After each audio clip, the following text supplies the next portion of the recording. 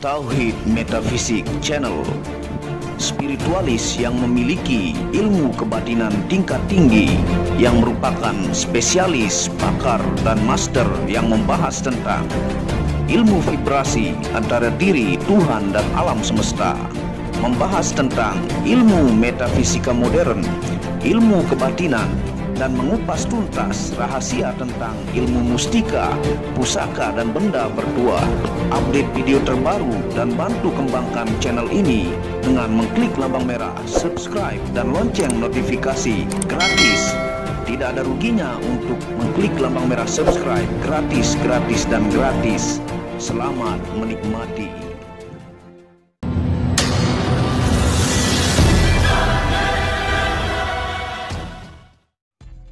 Bismillahirrahmanirrahim. Assalamualaikum warahmatullahi wabarakatuh.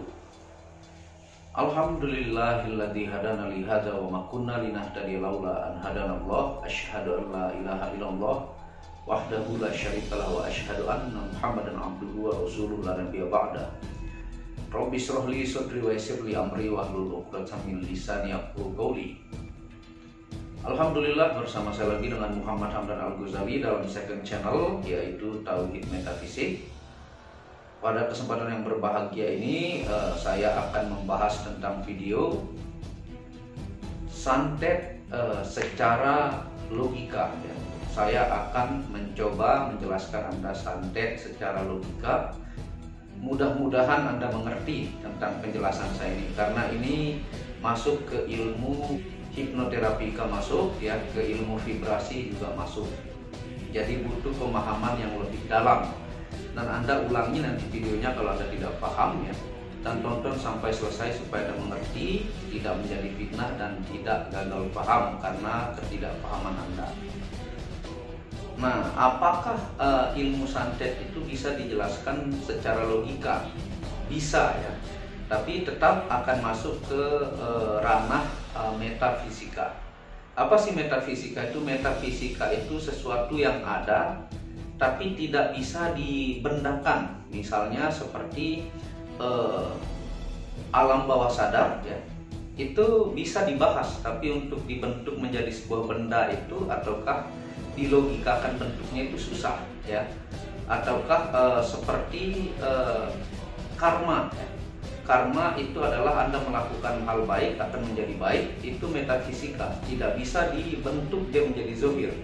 Ataukah system of belief ya, ataukah apa yang Anda yakini dalam sebuah agama yang itu Anda rasakan terjadi di hidup Anda, tapi tidak bisa Anda bentuk menjadi sebuah benda ya, itu namanya metafisika. Dan mata kita ini terbatas ya, seperti kita melihat di alam nyata ini, seperti di depan kita ini ada angin ataukah udara, sebenarnya banyak partikel-partikel yang terbang, ataukah di lantai rumah kita sebenarnya banyak makhluk, tapi karena keterbatasan mata kita tidak mampu melihat, perlu menggunakan alat mikroskop. Nah, itu saking terbatasnya mata kita ya. Nah, tingkatan yang mempengaruhi kehidupan manusia itu bisa saya kategorikan ya, yang mudah-mudahan Anda paham. Yang pertama itu sugesti.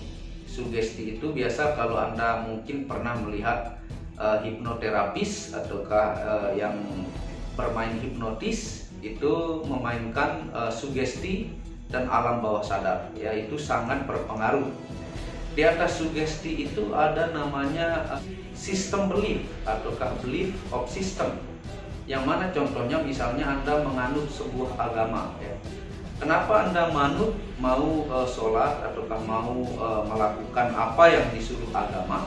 Karena agama itu merupakan sebuah sistem besar keyakinan yang diajarkan kepada manusia untuk dia lakukan, sehingga apa yang disuruh oleh agama Anda lakukan, kadang tanpa mencari tahu apa tujuannya. Nah, itu adalah system of belief yang manusia rata-rata yakini ya. Dan di atas system of belief ini bisa disebut bercampur di dalam system of belief, yaitu disebut vibrasi ya. Vibrasi itu artinya getaran, Tapi ada buku khusus yang membahas tentang ilmu vibrasi ini. Di sini dibahas ilmiahnya bagaimana santet itu bekerja, sihir itu bekerja, dan pelet itu bekerja. Ya. Nah, tingkatan yang 3 ini ya akan menimbulkan sebuah kenyataan atau disebut dengan rumus realitas apabila terjadi syarat-syarat yang Anda lakukan. Nah, rumus realitas sebelum terjadinya kenyataan itu adalah pertama, Anda meyakini suatu hal. Misalnya Anda meyakini 1 tahun ke depan Anda mampu membeli rumah ya dengan pekerjaan Anda. Misalnya Anda seorang karyawan dengan gaji 5 juta ya. Nah, Anda membuat vibrasi yang Anda yakini terus-menerus bahwa setahun ke depan Anda akan punya rumah. Nah, itu akan masuk ke sugesti Anda, akan masuk alam bawah sadar Anda. Ketika Anda yakini dalam jangka waktu panjang, Anda yakin akan hal itu dan menjadi hakul yakin dalam waktu yang panjang Anda yakini terus-menerus ya. Dan Anda membuka gerbang keinginan Anda punya rumah itu ke alam semesta, sehingga apa yang Anda inginkan dengan vibrasi yang kuat, sebenarnya Anda meminta kepada alam semesta atau bisa saya sebut dengan tangan-tangan Tuhan. Dan ketika vibrasi itu sudah kena, maka akan terjadi tahun depan itu Anda akan memiliki rumah. Dan itu dibahas dalam ilmu The Secret, sebagian bukunya ya, yang Anda bisa pelajari. Di situ juga rahasia-rahasia orang-orang sukses di muka bumi ya. Nah, bagaimana santet itu terjadi? Santet itu akan terjadi apabila sudah menembus tatanan vibrasi yang kuat ya. Nah, syarat terjadinya santet itu ataukah sihir ataukah pelet itu ketika Anda membuka gerbang vibrasi di diri Anda. Biasanya orang yang kena santet itu adalah orang yang sangat meyakini dengan santet itu, selalu masuk ke alam bawah sadarnya. Sedikit-dikit dia gagal dalam usaha disebut santet, sedikit-dikit misalnya temannya cantik mendapatkan suami yang pelet dibilang pakai pelet, sedikit-dikit sakit kepala dibilang karena dizolimi orang, disantet, diteluh. Nah, itu adalah tipe orang-orang yang selalu terbuka pikirannya, membuka vibrasi untuk menerima santet ya. Jadi sebenarnya santet itu akan bekerja kepada orang-orang yang membuka vibrasi untuk dia dikenai santet ya. Nah, bagaimana cara menolak dari kena santet itu? Caranya Anda harus menutup vibrasi itu. Kalau Anda tutup vibrasi itu, maka tidak akan tembus kepada diri Anda. Kita yakini ada, tapi kita tidak terlalu fokus ke sana. Karena ketika kita fokus ke suatu titik, maka itu akan menghabiskan energi kita ke sana ya. Nah, sedangkan orang yang melakukan ritual itu adalah dia menciptakan vibrasi yang kuat dengan hal-hal negatif ya. Semakin dia negatif ataukah seram apa ritual yang dia lakukan, maka vibrasi dia sebagai orang yang melakukan hal itu akan tembus ke target yang dia inginkan. Dan biasanya syarat orang yang dikenai itu adalah orang yang dia kenal, ataukah dia minta foto, ataukah pakaiannya, ataukah bekas sendalnya atau sapu tangannya dan sebagainya. Apakah bisa kena? Bisa, kalau yang akan disantet ini membuka vibrasi gerbang santet ya, yang di dirinya. Dan orang yang melakukan ritual ini misalnya dengan menggunakan ayam cemani ya, dengan menggunakan tali pocong perawan, ataukah orang yang meninggalnya naas melakukan ritual-ritual seperti voodoo ya, dengan mantra-mantra aneh. Sebenarnya hal seperti itu kalau secara ilmiah adalah teknik untuk menguatkan vibrasi si pengirim sihir atau santet ya. Jadi ritual itu membuat kekuatan dari sugesti dia ke belief of system, ke vibrasi itu tembus ke alam semesta ya. Sehingga kalau yang targetnya membuka gerbang akan kena. Nah, apabila si pengirim sihir atau santet ini melakukan hal vibrasi yang kuat, tapi orang yang akan diserang menutup vibrasi kena santet, maka itu bisa mental ke keluarga yang lain yang memiliki vibrasi terbuka, ya. Itu secara ilmiahnya. Mudah-mudahan Anda paham. Nah, alat-alat ritual itu seperti bunga rampe, menyan, ayam cemani, ataukah alat-alat yang digunakan itu sebenarnya alat untuk membuat vibrasi si pengirim ini kuat, ya, sehingga tembus ke target, ya, seperti itu.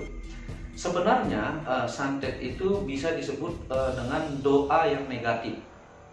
Nah, kalau Anda berdoa setelah sholat, ya, dan syarat doa itu terijabah oleh Allah atau tangan-tangan Tuhan alam semesta ini, bisa kita sebut alam semesta ini juga hidup, ya. Kalau kita berdoa setelah sholat, kenapa banyak yang jarang diterima, ya? Malah ketika Anda duduk-duduk di bawah pohon, Anda merenung, malah itu yang diijabah oleh Allah. Sebenarnya yang diterima itu adalah yang syaratnya itu melakukan vibrasi, ya. Ketika orang berdoa, diyakini dalam hati, diyakini terus-menerus dalam jangka waktu panjang, dimasukkan ke dalam sugesti dan alam bawah sadar secara terus-menerus, maka biasanya itulah yang akan dikabulkan. Nah, jadi berdoa itu tidak mesti harus setelah sholat, ya. Ketika Anda merenung, Anda melakukan vibrasi yang kuat, karena kadang-kadang vibrasi kuat itu bisa terjadi dalam waktu hanya sebentar. Ketika frekuensi Anda meta selaras dengan alam semesta, frekuensi theta dan Anda theta, maka akan menjadikan vibrasi itu terkabul, ya, ataukah terijabah, ataukah doa positif Anda terijabah. Sama halnya kalau Anda istilahnya menyantet diri sendiri, itu bisa terjadi. Ketika Anda meyakini sebuah hal negatif, misalnya Anda sakit diabetes, Anda bilang Anda disantet sama orang, ya, Anda yakini dalam bawah sadar Anda sugestikan dalam jangka waktu panjang, maka penyakit itu akan makin besar, ya. Malah Anda mengundang kejadian-kejadian negatif terjadi kepada diri Anda. Sebenarnya tidak ada yang menyantet Anda.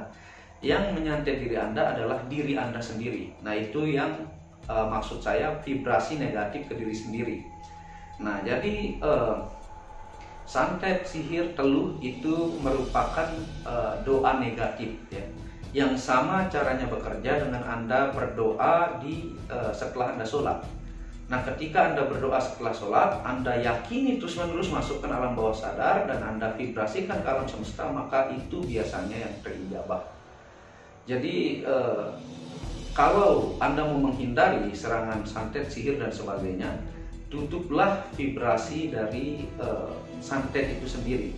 Maka saya jamin ketika Anda menutup vibrasi itu dengan cara yang saya bilang tadi di awal, ya, sehingga jawabannya jangan Anda sedikit-sedikit bilang santet, bilang sihir, bilang teluh, maka itu sebenarnya membuka gerbang ke diri Anda. Jadi buang kefokusan Anda ke hal itu, tapi fokuslah ke hal-hal positif, maka sihir santet itu tidak akan mempan kepada diri Anda, ya.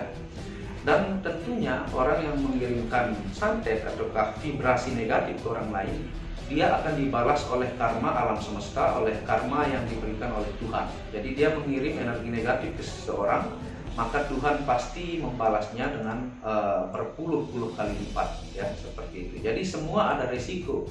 Kalau dia melakukan sihir santet pun tidak langsung kena, ya. Dia menunggu vibrasi seseorang itu tepat, sehingga ada yang mampu tembus dalam waktu 3 hari, ada yang sampai sebulan, ada yang sampai setahun, bahkan ada yang tidak tembus-tembus karena vibrasinya tidak pernah sama dengan si pengirim sihir atau santet. Mudah-mudahan Anda paham. Ini sedikit membutuhkan pemikiran yang lebih dalam, ya, karena seperti doa yang Anda ucapkan dan terijabah itu adalah vibrasi positif. Seperti sihir dan santet atau hal-hal negatif yang terjadi itu juga adalah doa yang negatif atau vibrasi yang negatif, ya. Semoga Anda paham dan mengerti. Ulangi supaya Anda paham dan tidak menjadi fitnah. Dan dukung terus, bantu channel ini untuk mengembangkan dengan mengklik lampu merah subscribe gratis dan lonceng notifikasi gratis, tidak ada ruginya, ya. Dan Anda bisa kunjungi channel pertama saya, itu channel Muhammad Hamdan Al-Ghazali, yang banyak membahas tentang ilmu kekayaan, ilmu vibrasi, ilmu kebatinan. Channel ketiga yaitu Maniakating, yang membahas lengkap GameStone secara internasional, gemologi, kandungan mineral, aura zodiak, dan metafisika modern. Dan channel baru yaitu Manek Bacan, yang khusus membahas tentang batu bacan dengan ring-ring perak dengan harga bersahabat. Wabillahi taufiq wal hidayah. Assalamualaikum warahmatullahi wabarakatuh. Tauhid Metafisik Produk menjual baju-baju sufi sebagai pengingat kemurnian batin diri dan batin orang lain yang melihatnya, menyebarkan virus-virus cinta ketika memakainya dimanapun berada. Tersedia semua jenis ukuran, baik laki-laki dan perempuan, ukuran panjang dan pendek. Harga promo murah dengan kualitas cotton dan sablon terbaik. Kontak admin WhatsApp 0858 1688 0424. Inilah review baju sufinya. Baju sufi yang pertama, logo Tauhid Metafisik, lambang Tauhid. Yang di belakang yang ada hanya satu.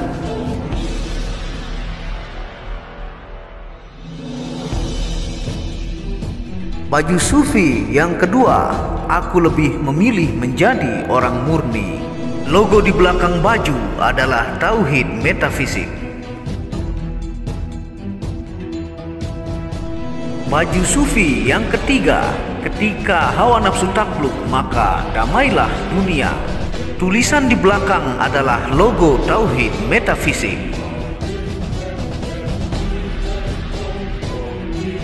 Baju sufi yang keempat, aku patah hati pada fananya dunia. Tulisan di belakang baju adalah logo Tauhid Metafisik.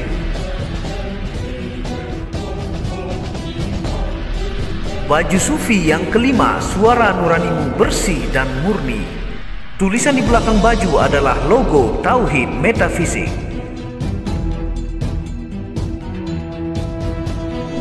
Baju sufi yang keenam, ego diri adalah dinding pembatas antara diri dengan Tuhan. Tulisan di belakang baju adalah logo Tauhid Metafisik.